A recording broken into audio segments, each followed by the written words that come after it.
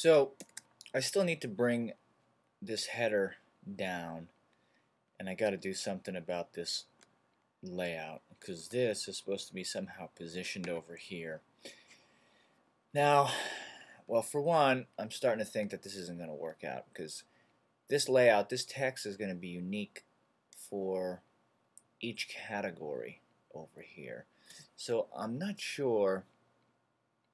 just not sure I could do that without having to change the HTML for each one of these categories, like the code for each one of those. And personally, I don't think I want to do that. So as a consequence, there may be something later on down the road that I could figure out.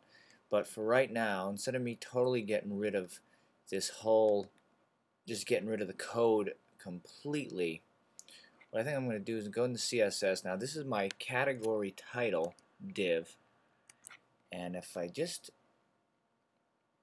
go, where is it, category title, there it is, I'm going to give it the goodbye, and that's display equals none.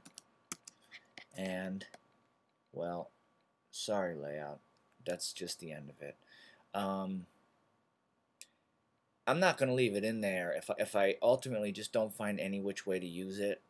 Like I find out a slick way to have this thing back here, I'm just going to erase it out of the code completely, out of the HTML page.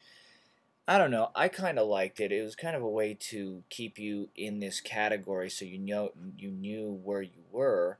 But theoretically, my breadcrumbs, which are these, they should be telling you that kind of thing anyway, because if you look over here, you know that these breadcrumbs, even though they're not links quite yet, are telling you you're in the layout category. That may be alright. That just may be how it goes, is that's just ended. But I still do have to bring this down. So probably to do that, I'm just going to select that header. I'm going to click the new rule, and like always, I'm going to pull this off. I think it's a little too much code.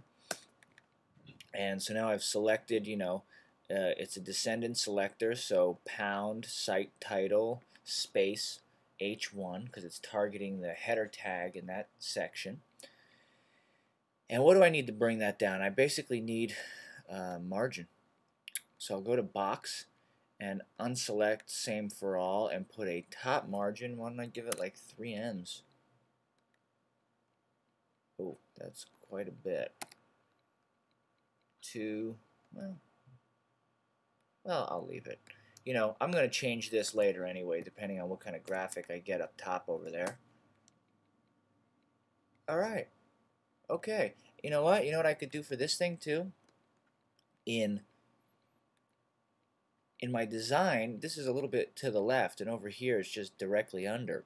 Well, let's think about it. Where's this getting a property from? So we kind of think of the cascade, right? Cascade and inheritance. And what happens is since P, I've gave P margins of 1, that means that I don't see it, but there's a margin on the left-hand side of 1 EM. So if I want to target this and move it to the left, I do a negative margin. So check this out. Again, I have it highlighted.